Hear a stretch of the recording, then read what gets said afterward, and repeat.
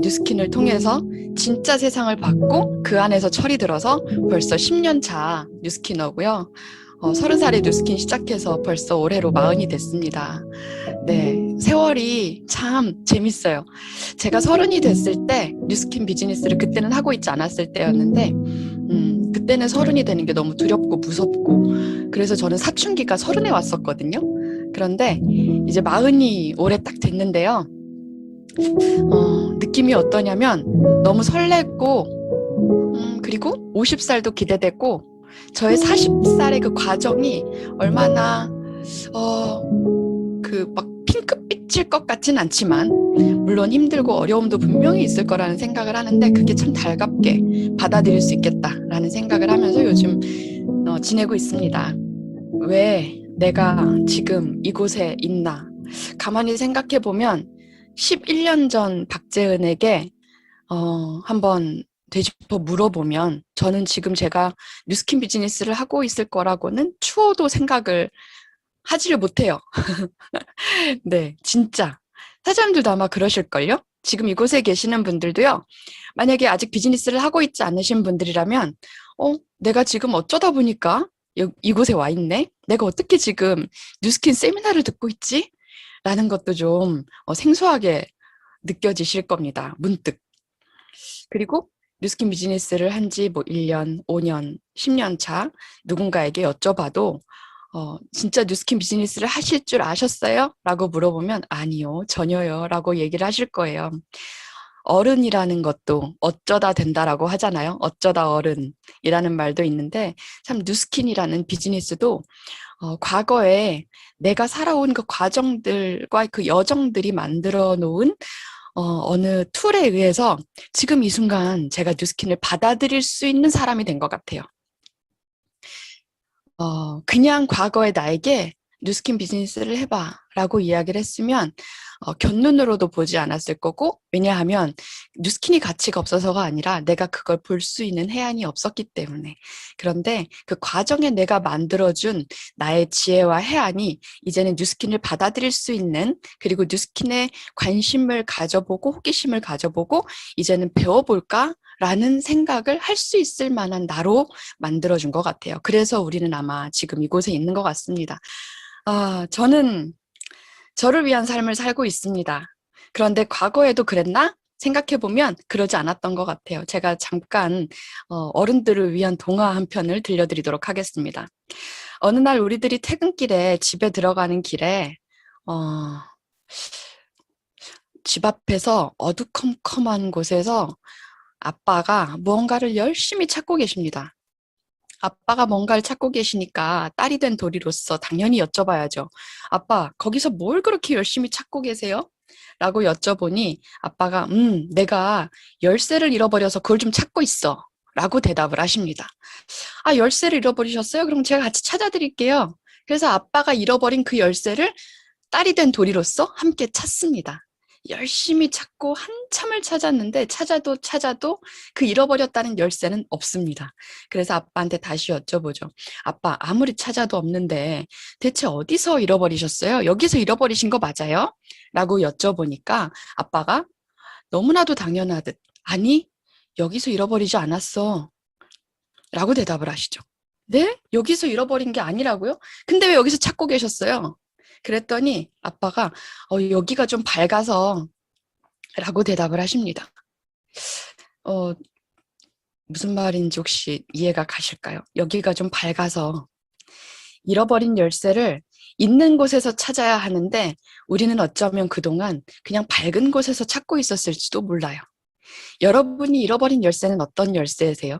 어떤 걸 찾고 싶으세요? 그런데 여러분이 지금 찾고 있는 그곳이 그 열쇠가 있는 곳이 맞을까요? 혹시 아니라면 좀 어둡고 음습하고 내가 잘 알지 못하는 미지의 곳이더라도 진짜 잃어버린 곳에서 찾아야 하잖아요. 그래서 여러분들과 이 동화를 한번 나눠봤습니다. 저희 부모님도 과거에 그러셨던 것 같아요. 열심히 찾으셨어요. 너무나도 열심히. 그래서 그 열심히 찾는 부모의 등을 보면서 저도 자랐습니다. 덕분에 요즘은 그 부모님을 수저라고 표현하잖아요. 남들이 이야기하기로는 뭐 은수저, 금수저라고 표현을 하지만 사실은 저는 얼마나 부모님이 열심히 일을 하셨는지 그 뒷면을 알고 있기 때문에 그렇게 호화로운 수저라고는 얘기하고 싶지 않아요. 하지만 어쨌든 그 부모님의 대가집을 덕분에 일찍이 배낭여행도 다니면서 유럽 배낭여행 다니면서 그리고 뉴욕으로 사실 맨하탄으로 유학을 갔었는데 그때가 환율이 1,700원대였었어요. 그래서 맨하탄에서 살지는 못하고 뉴저지에 살면서 뉴욕 그 맨하탄으로 유학을 하면서 이렇게 왔다 갔다 했었던 때도 있었습니다. 그랬던 덕분에 제가 지금 뉴스킨을 볼 수 있는 눈을 갖게 된 또 계기가 있었는데요. 해외에 살다 보니 정말 부유한 친구들이 많더라고요. 지금 제 친구들, 또래들을 보면 당연히 열심히 공부해서 좋은 대학 가서 그리고 좋은 데 취직해서 좋은 데 시집 가서 적당한 시기에 아이를 낳고 그러면서 또 좀 불행히도 경단녀가 되기도 하고 그러면서 지금쯤 됐을 때 친구들이 다시 일하고 싶다. 그런데 일할 곳이 없다라는 우울한 이야기를 하기도 합니다. 그런데 저 같은 경우는 결혼 10년 차인데 아직 아이가 없거든요. 아이를 낳을 자신이 없었어요, 사실은. 예나 지금이나. 왜냐하면 그 아이를 너무나도 풍족하게 키우고 싶고 부모님이 저한테 줬던 거 이상으로 주면서 키우고 싶은데 도저히 제 세대에서는 내가 부모님한테 받은 거 이상으로 주기는 어렵더라고요. 그래서 저는 그냥 제가 살고 싶은 대로 살리라라고 생각을 하고 뉴스킨을 선택하고 다른 친구들이 선택하듯이 그냥 천편일률적인 그런 삶이 아니라 좀 독특한 노선을 선택을 했죠. 저희 엄마 사진 한번 보여드릴게요. 자랑스럽고 긍정적이고 진짜 저의 롤 모델입니다. 진짜 뉴스킨 비즈니스를 하면서 힘들었던 적이 절대 없었냐 물어보면 지금 생각해보면 있었던 것 같긴 하거든요. 그런데 힘들다라고 얘기해 본 적이 없어요. 그리고 어렵다라고 얘기해 본 적이 없어요. 왜냐하면 저희 엄마는 지금 여기 보면 보이시죠? 상패, 트로피. 이건 저희 엄마가 현대해상 화재보험에서 일을 하시면서 18년 근무하시면서 16년 동안 전국 1등을 하신 상패거든요. 그리고 이 1등을 대도시, 부산이나 대구나 서울이나 이런 대도시에서 하셨던 곳이 아니라 여러분들이 혹시 아실까요? 저 남단에 있는 여수라는 아주 작은 곳, 그 여수라는 아주 작은 곳에서 전국 1등을 하셨던 분이세요. 이분은 정말 영업의 여왕이구나, 영업을 잘하는 분이구나 라고 생각하실지 모르겠지만 저보다 더 체구가 작으시고 너무나도 소심한 성격이시고 하지만 해야 할 이유가 분명히 있었기 때문에 그 가난을 대물림해주고 싶지 않은 엄마의 마음, 그래서 스스로 제 발로 찾아 들어간 보험회사, 그리고 그곳에서 초반에는 너무나도 힘겨웠지만 나중에는 좀 새로운 방법으로 살짝 뭐 힌트를 드리자면 어딘가가 공사를 시작하고 기반을 닦고 있고 하면 그 공사장으로 직접 찾아 들어가서 이곳에 사장님을 뵈러 왔습니다 라고 이야기를 하고 그곳의 보험을 따내셨던, 그러니까 1대1로 개인으로 영업을 하셨던 게 아니라 그냥 공사 현장에 아는 사람이 없어도 무작정 찾아가는 거예요. 그래서 마치 약속이나 한 듯이 이곳의 건물주 사장님 만나러 왔습니다 라고 이야기를 하고 그 건물이 올라가기도 이전부터 보험을 따냈던 그런 수완으로 저희 엄마는 전국의 1등을 16년 동안 하셨습니다. 그리고 여기 앞에 보면 3W라고 하는 상패가 두 개가 있는데 3W라는 것은 위크, 주, 한 주에 3건 이상씩 신규 계약을 따낸 사람에게 3W, 그리고 100주, 그러니까 100 weeks를 연속으로 하신 분들한테 이 상패 하나를 준 거예요. 그러면 200주를 연속으로 신규 계약 3건을 매주 하신 거죠. 그럼 한번 우리로 대입해 볼까요? 만약에 우리가 신규 정기 구매 건수를 매주 3건씩 100주를 했다라고 하면 여러분 어떻게 될까요? 그런데 저희 엄마는 이렇게 멋지고 성실하게 부지런하게 사셨는데 결국은 위기, 그러니까 병을 얻게 되십니다. 제가 미국으로 유학을 갔고 그리고 되돌아왔을 때 방학 때 잠깐 돌아왔는데 제 눈앞에서 엄마가 쓰러지셨어요. 그리고 그 병명은 스트레스성 근육병. 그러니까 실질적인 가장의 중압감 때문에 제가 유학을 하고 있었는데 워낙 환율이 1,700원대 육박할 정도로 너무나도 어려운 상황에서 또 딸을 들어오라고 하지는 못하고, 그래서 그 1등이 혹시라도 2등이 될까 하는 그 불안함에 엄마가 너무나도 스스로를 올감했었던 것 같아요.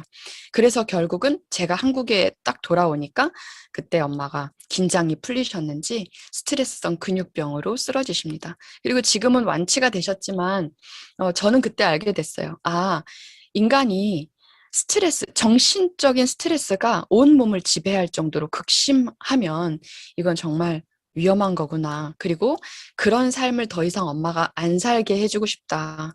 그렇다면 나는 어떤 선택을 해야 할까? 저희 실질적인 가장, 그러니까 아빠도 열심히 일을 하고 돈을 버셨지만 저희 집안에서 한 달에 2,700만 원, 3천만 원 이렇게 매달 커미션을 버셨던 저희 엄마가 저희 집에서는 대들보 가장이셨거든요. 근데 이 가장의 위기가 탁 도래하니까 저희 가족 전체가 위기가 생기더라고요. 3천만 원 벌던 사람이 돈을 못 벌고 한 달 넘게, 두 달 넘게 병원에 입원을 해 있으면 어떻게 될까요? 3천만 원 벌던 소득이 거의 제로에 가깝게, 제로는 아니었지만 제로에 가깝게 떨어지면 마이너스 3천이 된다는 걸 알게 됐어요. 왜냐하면 소비는 이미 3천만 원의 규모에 맞춰져 있거든요. 그래서 정말 극심한 가족의 위기가 왔고, 그리고 저는 그때 다시 미국으로 돌아가면 안 되겠다. 그럼 나는 어떤 선택을 할까? 하면서 커피숍이나 한번 해볼까? 너무나도 무모하고 네, 무모하죠. 진짜 용감하죠. 무식한 게 용감하죠. 커피숍 한번 해볼까? 그때 한참 뭐 베스킨라빈스, 뚜레쥬르 이런 것들을 많이 막 오픈할 때였었거든요. 그때 당시가. 그리고 또 저희 엄마는 보험 설계사였고 그로 인해서 병이 나서 아팠는데도 불구하고 알고 있는 곳. 그러니까 아까 그 열쇠를 찾는 그 밝은 곳이 보험이었기 때문에 또다시 대리점 영업을 한번 해볼까? 대리점을 차려서 다른 아이템들까지 다 이렇게 판매를 할 수 있는 대리점을 한번 오픈을 해볼까? 라고 생각을 하셨다고 해요. 그러니까 우리는 그 규모에 맞춰서 아는 한도 내에서 계속 생각하고 또 결정하게 되는 것 같아요. 그런데 그때 결정적으로 저희에게 뉴스킨이라는 기회가 찾아옵니다. 여러분, 원하는 삶이 있고 이루는 삶이 있죠. 그런데 이게 과연 이퀄이 형성이 되나요? 주변을 한번 살펴보세요. 그리고 나한테 대입을 해보세요. 내가 진짜 원하는 삶을 꿈꾸고 있는데 그 꿈꾸는 삶을 내가 진짜 이룰 수 있을 거라고 생각하셨나요? 저는 분명히 꿈꾸는 삶이 있었거든요. 근데 아스라이, 그게 안개처럼 흐릿해지더라고요. 왜냐하면 내가 당연히 이룰 수 없을 것 같았기 때문에. 그런데 뉴스킨에서 제가 이 생각을 하면 지금도 미소가 막 지어져요. 저의 꿈을 생각을 하면. 간단히 이야기를 하면 뭐 추가 소득, 자기 사업, 재정적인 자유, 보다 많은 여유 시간, 개인적인 성장, 다른 사람을 돕고 새로운 사람들과 만나고 일로부터 은퇴하고 그리고 유산을 상속하고. 여러분들은 이런 것들 중에 어떤 걸 꿈꾸세요? 어떤 걸 원하세요? 지니가 나타나서 여러분들한테 당신이 선택하는 걸 주겠다. 세 가지만 선택하시라 하면 어떤 걸 선택하시겠어요? 이렇게 얘기를 하면 너무 딱딱할까 싶어서 저는 저의 판타지를 한번 상상을 해봅니다. 제가 원하는 삶은요, 하고 싶은 걸 할 자유와 하기 싫은 것을 하지 않을 자유를 누리는 사람이 되고 싶다라는 걸 항상 꿈을 꿨고요. 눈을 감고 이 장면을 떠올려 봐요. 평일에 햇살 좋은 날에 면바지에 가벼운 캐시미어 가디건 하나를 쓱 편하게 걸치고 그리고 선크림만 바르고 립글로즈만 발라도 너무나도 반짝반짝 예쁜 피부. 집 앞 브런치 카페에서 느긋한 오전을 보내면서 오후에는 내가 배우고 싶은 강의를 듣는 그런 40대. 그리고 내 소중한 사유를 즐길 수 있는 나만의 아뜰리에를 꾸며서 살기도 하고, 그리고 예전에는 제가 쪼들리면서 살았던 그 뉴욕에서 이제는 장기 여행자가 되어서 현지인처럼 편안하게 즐길 만큼의 여유가 있고, 그리고 어휘력도 갖추고 싶다. 그리고 다양한 사람들과 생각을 공유하는 유연한 어른의 삶을 살고 싶다. 가족과 친구에게 휴식 같은 사람이 되고 여유와 여행을 선물하고 싶고 그리고 여전히 도전과 시도를 즐기는 영원히 청춘의 마음. 그리고 좋아하는 사람들과 밥 먹고 차 마시기를 즐기고 또 그 사람들도 저를 좋아하는 유쾌한 언어를 구사하는 내가 되고 싶다. 그리고 나이가 들어도 레저와 스포츠를 즐길 만큼의 정신적, 신체적인 강건한 삶을 살고 싶다. 이게 저의 로드맵이에요. 인생 로드맵. 원하는 삶. 떠올려 보면 한마디로 자유예요. 자유로운 삶을 살고 싶다. 그런데 참 흔하죠. 이 단어가, 자유라는 단어. 흔하고 촌스럽고. 그런데 모두 다 자유를 원한다고 해요. 그리고 지금도 너 자유로워? 이렇게 물어보면 나름대로 자유롭다고 이야기를 해요. 주변의 친구들한테 물어봐도. 그런데 정말 그냥 그렇고 그런 자유 말고 생각해보면 그 자유가 사실은 불안한 자유, 불안할 거거든요. 어느 한 구석에는 불안한 마음이 있는 자유예요. 너 자유로워? 먹고 싶은 거 어느 정도 먹고 나갈 수 있을 때 나가고 뭐 남편이랑 그리고 아이들 데리고 어느 정도 그냥 자유롭게 산다라고 이야기를 하지만 진짜 깊이 있게 다시 물어보면 불안한 자유죠. 그런 자유 말고 진정한 자유.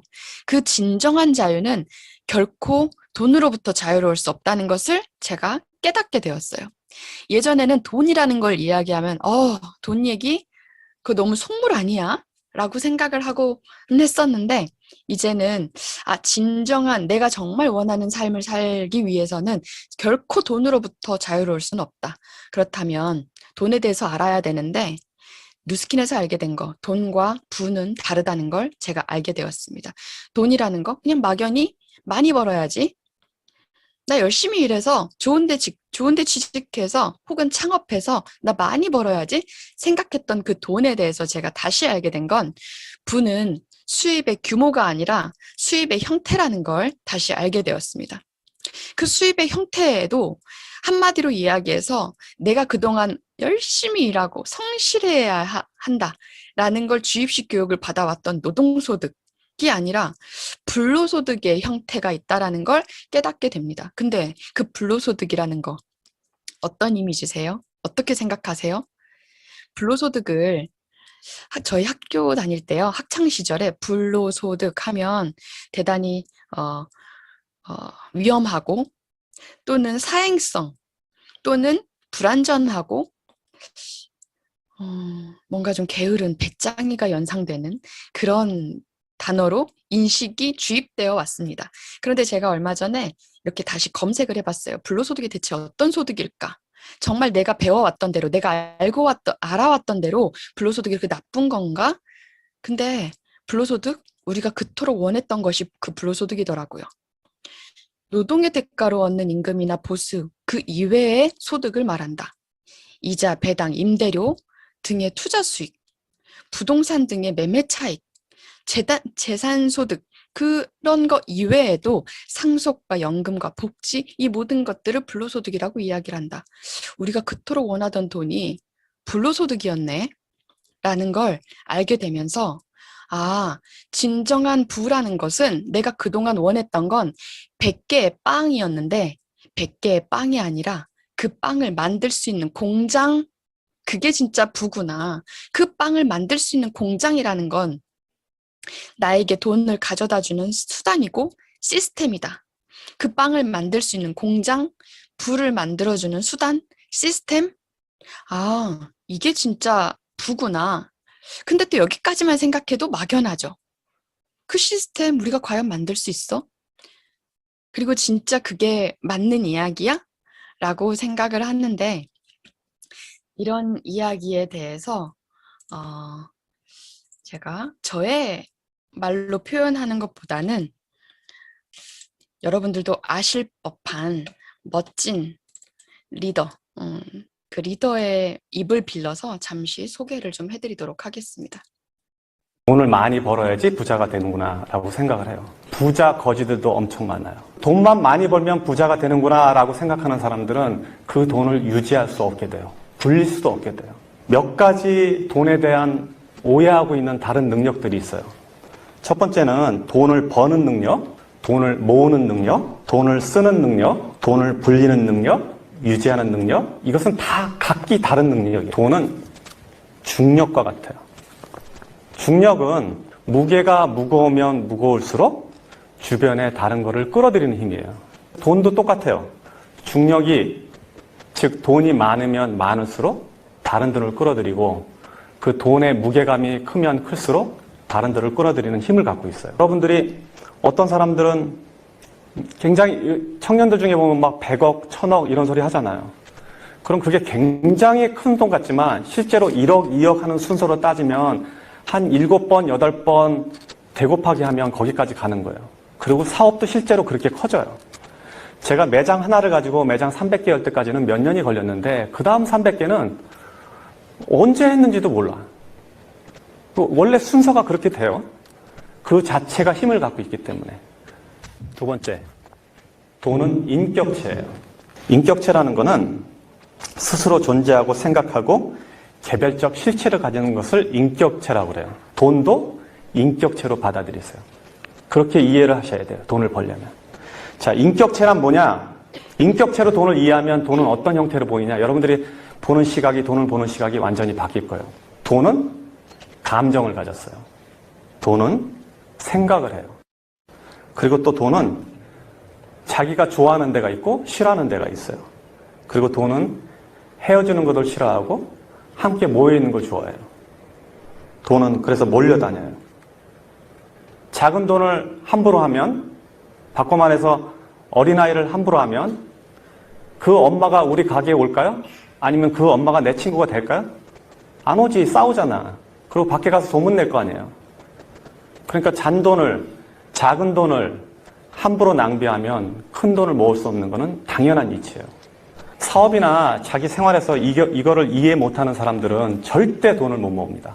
일정하게 들어오는 돈은 일정하게 들어오는 것 자체가 어마어마한 힘이에요. 한 번에 몰려다니는 돈보다 힘이 세요.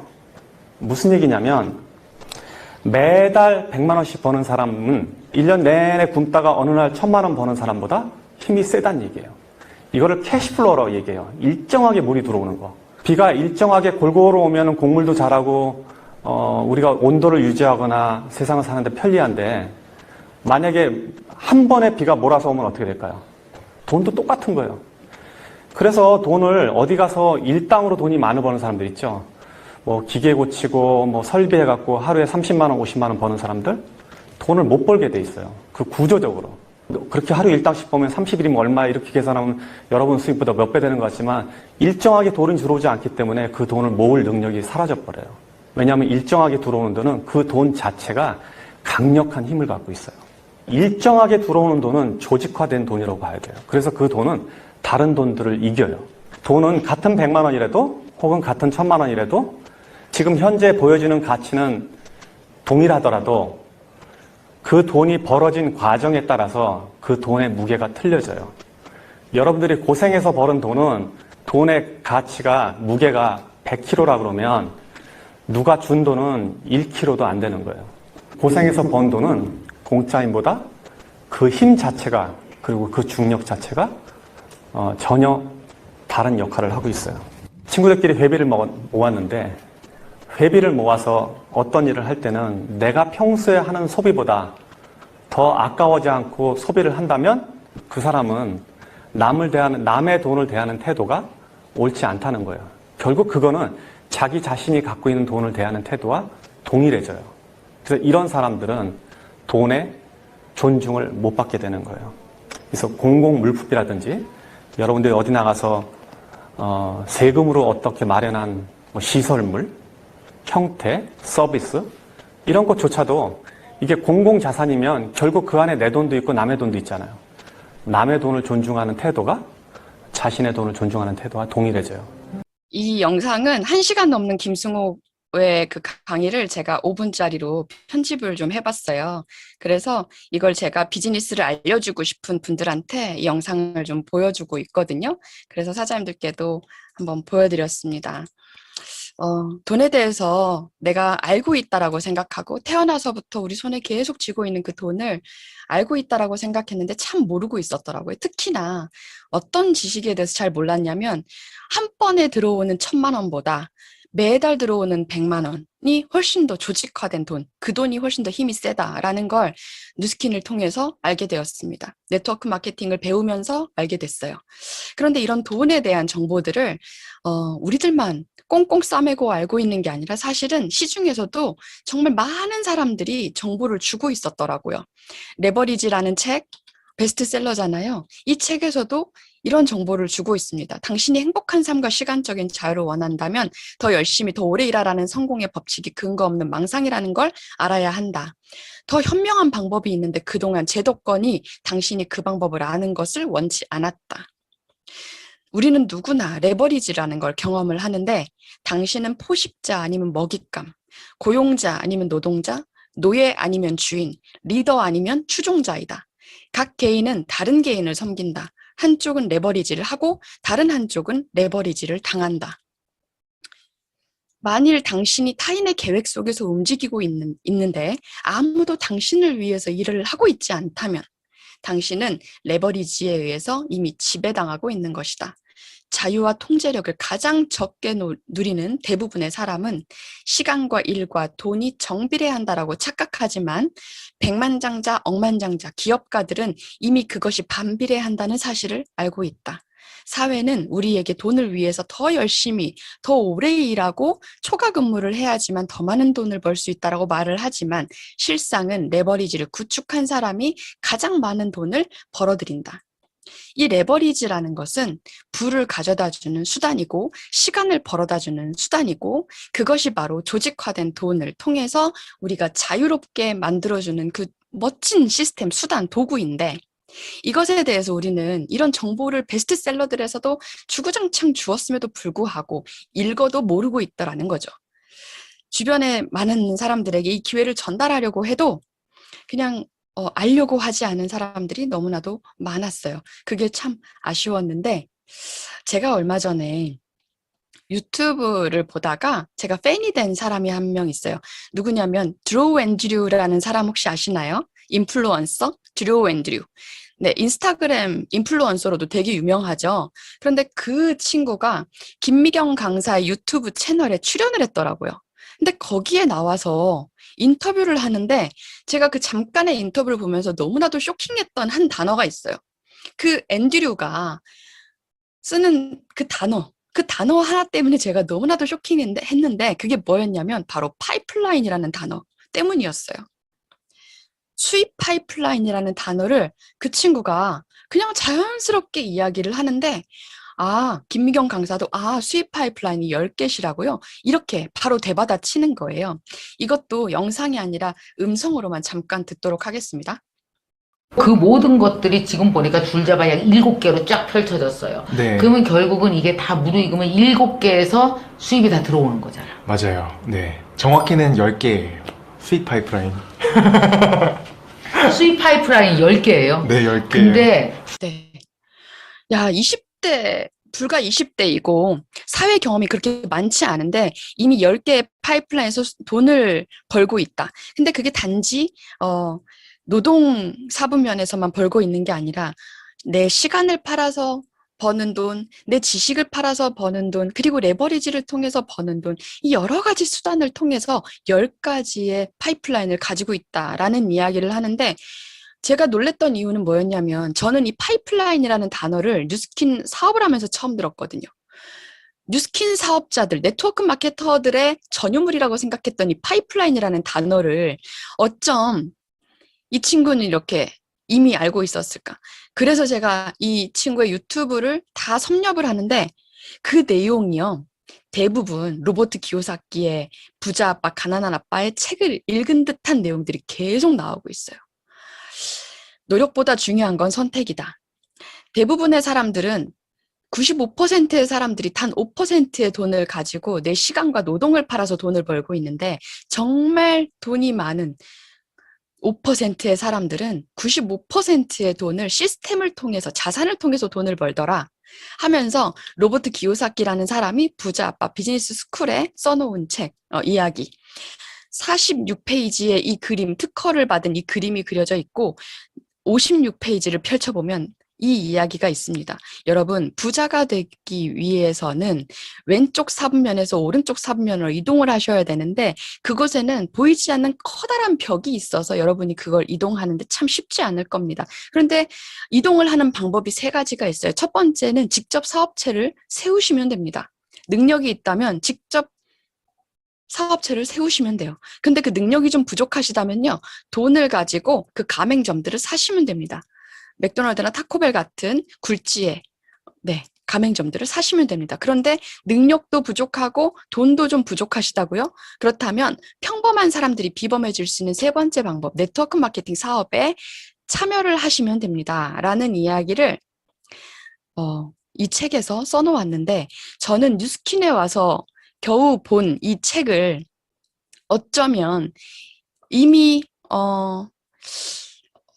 세상의 중심에서 10개 이상의 파이프라인에서 돈을 벌고 있는 이 친구들은 이런 정보들을 다 알고 있었구나 하면서 이미 네트워크를 이루어서 그 네트워크를 통해서 돈을 벌고 있구나라는 걸 제가 깨닫고 참 무릎을 쳤던 기억이 납니다. 이 책에 보면 이런 이야기가 쓰여 있어요. 여러분, 여러분의 사다리가 엉뚱한 벽에 기대어 있다면 그 사다리를 얼마나 빨리, 얼마나 높이 오르느냐 하는 건 무의미합니다. 그러니 당신이 오르고 있는 그 사다리 오르기를 잠시 멈추고 그것이 세워진 위치를 잠깐 확인해 보세요. 그러면서 제가 위에 적어놨네요. 메모를 해놨네요. 못을 박을 때 필요한 도구가 망치가 있고 손바닥이 있다면 망치를 활용해야 되지 않을까? 근데 우리는 망치가 없고 망치가 있는 곳이 어딘지도 모르겠고 망치라는 도구를 모르는 사람은 그냥 손바닥으로 받고 있겠죠. 그리고 오른쪽에 당신의 소득 금액보다 훨씬 더 중요한 것은 소득의 질입니다. 얼마나 많이 버는가 하는 것뿐만이 아니라 어떻게 버는지, 소득이 어디서 지속적으로 나오는지가 참 중요합니다. 이 이야기 또한 아까 김승호 회장이 했던 이야기와 일맥상통을 하죠. 자, 세상이 달라졌습니다. 라이프 스타일이 달라졌습니다. 그래서 돈을 버는 방식도 너무나도 달라졌습니다. 그러나 지속적이고 반복적인 돈의 힘은 여전히 예나 지금이나 셉니다. 그래, 제가 지금까지 한 이야기를 잠깐 정리를 해보면요.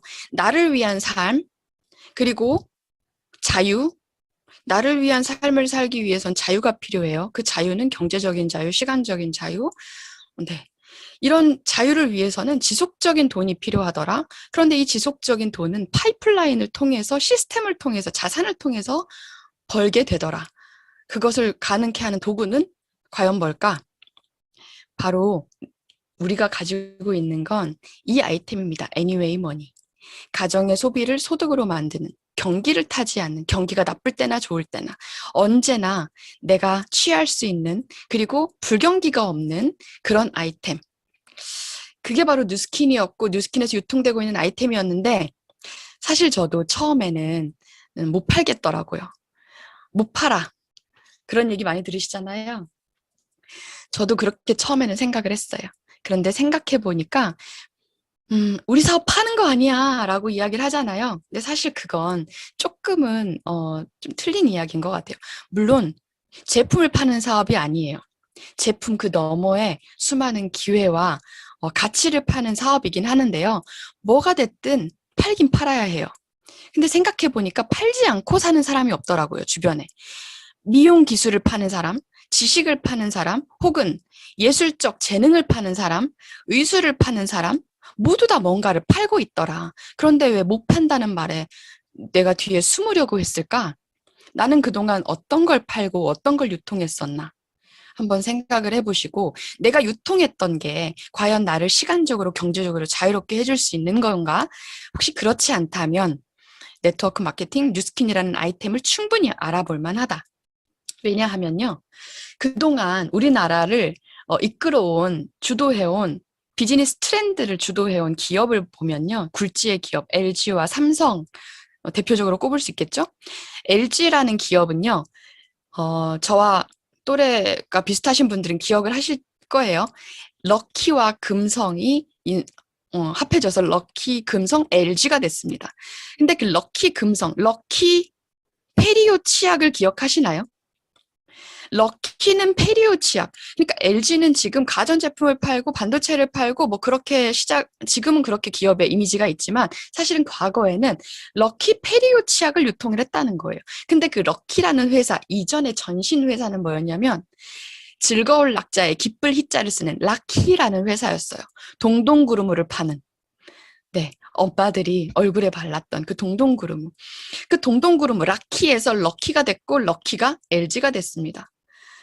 어떤 게 유통이 되는지 한번 생각을 다시 해보세요. 그리고 삼성도 지금 가전제품과 반도체와 이런 것들을 유통시키고 있지만 과거에는 어떤 걸 유통했나? 네, 조미료를 유통을 했었던 기업이었잖아요. 그리고 지금 여기에 제가 쓰진 않았지만 롯데, 네, 10원짜리 껌을 팔던 롯데에서 지금 굴지의 기업이 되었습니다. 그동안 비즈니스 트렌드를 주도해온 기업이 유통했던 아이템들은 어떤 것들이었나?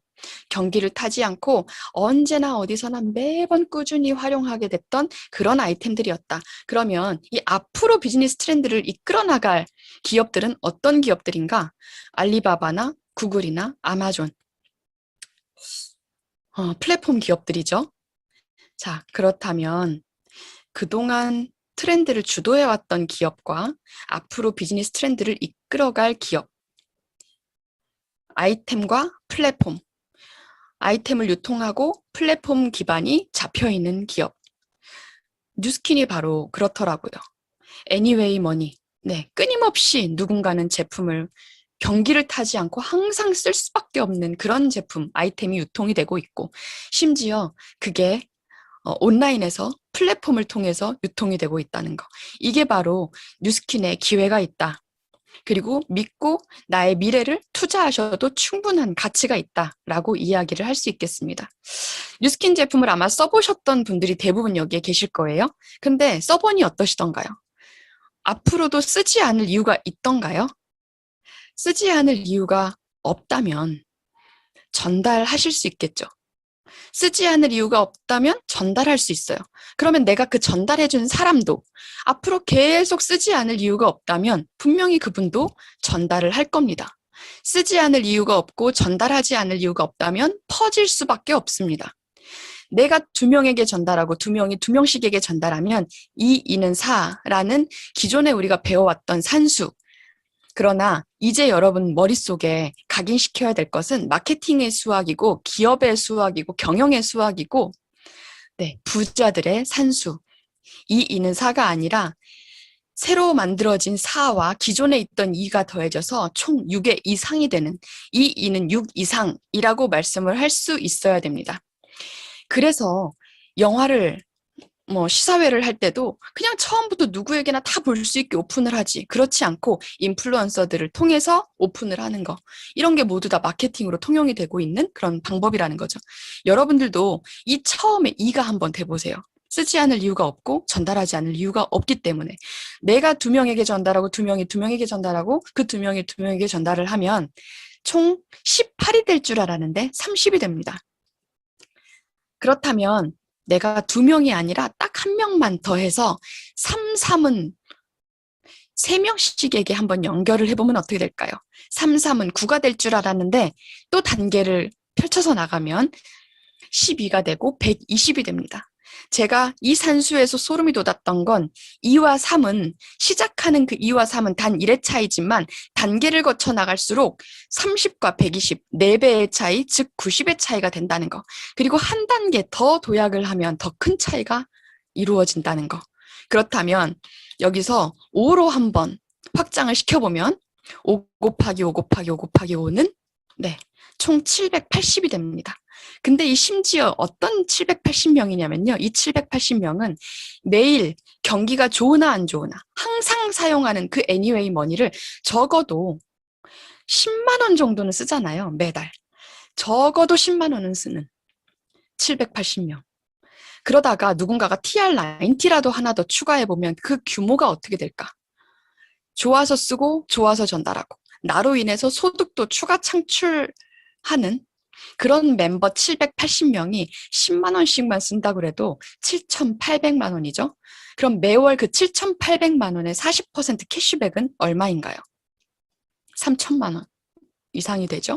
심지어 이것은 코로나에도 금세 적응하고 진화하는 온라인 기반 유통 사업이라는 점이 소름이 돋는 거죠. 땅 위의 자산이 아니라 앞으로 진정한 부는 공중에 하늘에 있다. 유형의 자산이 아니라 무형의 자산을 쌓으라 하는 그 석학들의 이야기에 딱 맞는 온라인 기반 확장 자산입니다. 온라인에 기반하고 있는 자연 발생적으로 확장될 수밖에 없는 나의 자산. 이게 바로 나의 소비자 자산이거든요. 천천히 갈 수는 있으나 멈추거나 도태되진 않을 거예요. 내가 그만두지만 않는다면.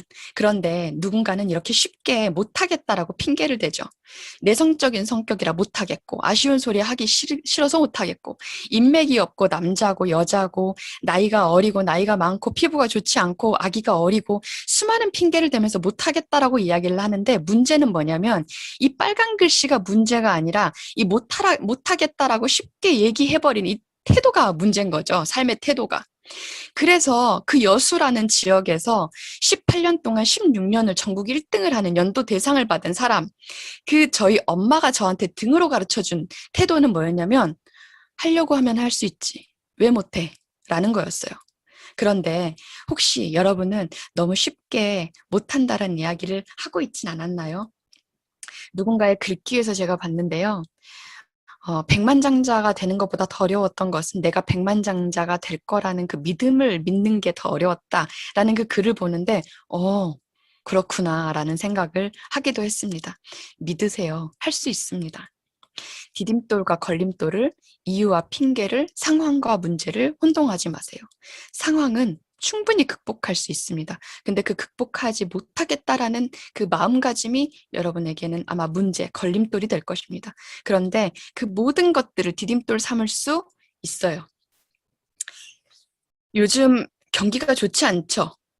그런데 그런 것들은 여러분들이 미래를 설계하기 위해 오늘 실천해야 할 일들과는 아무런 관계가 없습니다. 그리고 지금은 기회가 많지 않아요 라고 말을 하고 있다면 그것은 루저라는 의미입니다. 부디 루저가 되지 마세요. TV만 틀면 어렵다 이야기들이 많이 나오거든요. 자영업 타격. 영세 자영업자일수록 부채 위험도가 높고, 그러나 20, 30대 젊은 층은 자영업을 실패해도 재기할 수 있어서 괜찮은데 60대 이상들의 연령층에서는 뒤늦게 전 재산을 걸고 창업을 해서 감당하기 힘든 결과를 초래하고 너무나도 어려운 시기를 맞이한다. 자, 그러면 20대들은 망해도 괜찮다는 거예요? 20, 30대들이 힘들어지면 고스란히 그 위험은 부모와 함께 지게 되는데, 그렇다면 이런 위험을 감수하면서도 무언가를 리스크를 갖고 자영업을 하려고 하시는 분들한테는 이런 기회를, 우리 네트워크 마케팅과 뉴스킨의 기회를 분명히 알려주셔야 된다고 저는 생각을 합니다. 부를 가져다주는 수단, 파이프라인, 이거 하나만 꼭 기억해 주세요. 여러분에게 부를 가져다주는 수단, 자유를 가져다주는 수단, 진정한 나를 위한 삶을 살게 해주는 수단은 파이프라인이 될 것이고, 그 파이프라인은 리스크가 없고 레버리지로 확장이 가능한 것이어야 하고, 그것은 소득, 내가 정말 소득을 어디서 더 많이 벌까라고 생각을 한다면 어디에서 소비가 이루어지고 있는지를 보아야 한다. 그렇다면 그 소비에 신중하고 현명한 프로슈머, 우리들의 소비에 집중을 하고 그것이 곧 우리의 소득이 될 수 있게 만들어보자. 네, 저도 저희 엄마의 위기, 가장의 위기 때문에 살짝 힘들 뻔했습니다. 그런데 그 위기는 언제나 진짜 배기를 골라내기 위한 기회다라는 걸 알게 되었어요. 만약에 저희 엄마가 아프지 않았다면, 그랬다면 저희 가정이 그냥 살던 대로 살았겠죠? 그러면 영원히 위기가 없었을까? 언젠가는 닥쳤을 위기거든요. 그런데 그 위기를 저희가 미리 감지하고 무엇을 변화시켜야 하는지를 해석했고, 그리고 실행했고, 용기를 냈습니다. 변화란 하던 것을 계속하면서 조금씩 하지 않던 거를 더 해보는 것. 그러면 여러분, 지금 혹시 뉴스킨 내가 해도 될 비즈니스인가? 라고 생각하고 계신다면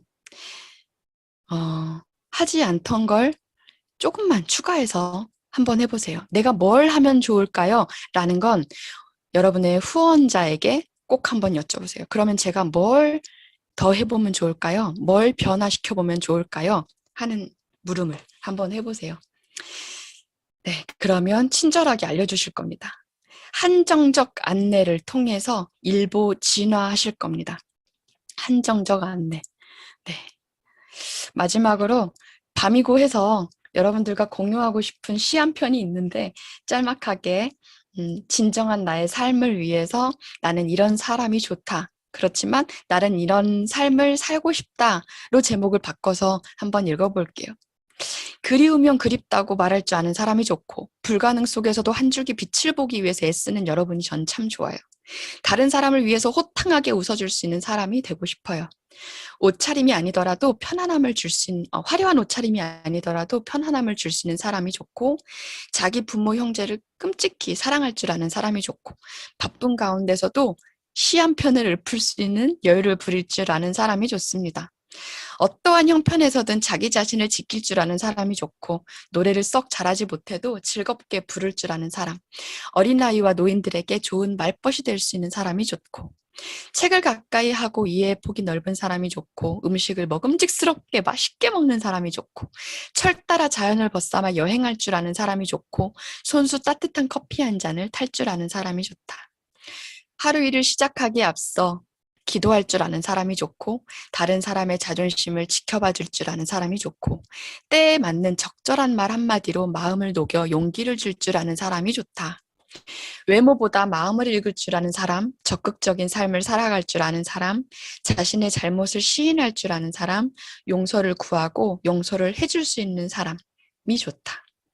새벽 공기를 좋아해 일찍 눈을 뜨는 사람이 좋고 남을 칭찬하는데 인색하지 않은 사람이 좋고 추우면 춥다고 더우면 덥다고 솔직하게 말할 줄 아는 사람이 좋고 어떠한 형편에서든지 자족하는 마음을 가진 여러분들이 저는 너무 좋습니다.